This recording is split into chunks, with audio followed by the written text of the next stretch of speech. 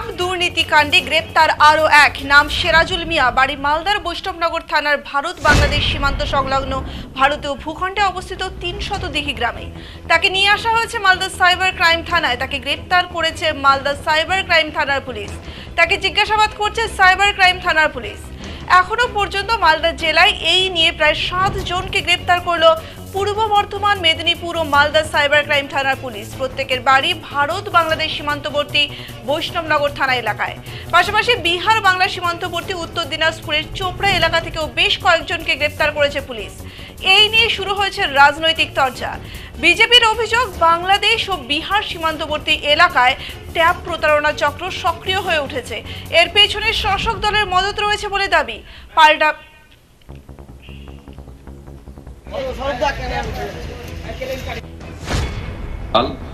Tab কেলেঙ্কারিতে cyber crime আরেকজনকে arrest করেছে এবং তার বাড়ি ৩০০ বিঘা, মানে আমাদের বৈষ্ণবনগরের একবারে বর্ডার এরিয়া।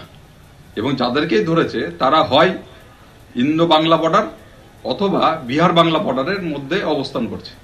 এর থেকে এটা পরিষ্কার যে আমরা বারে বারে যেটা বলে আসছিলাম, এই বর্ডার এরিয়াগুলোতে একটা চক্র অনেকদিন ধরে সক্রিয় হয়েছে এবং সম্পূর্ণটা সেটা তৃণমূলের মদতে। পাল্টা বিজেপিকে কটাক্ষ তৃণমূলের।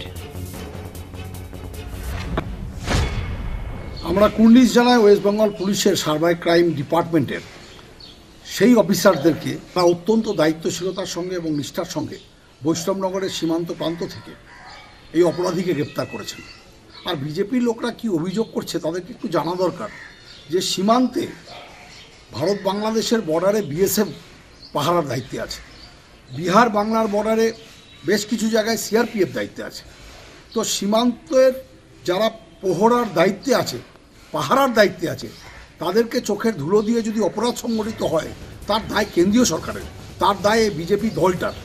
কাজেই বাংলার সরকারকে মেলাইন না করে, বাংলার সরকারের বিরোধিতা না করে আপনারা কেন্দ্রীয় সরকারের বিরুদ্ধে এই ব্যাপারে সজাগ হন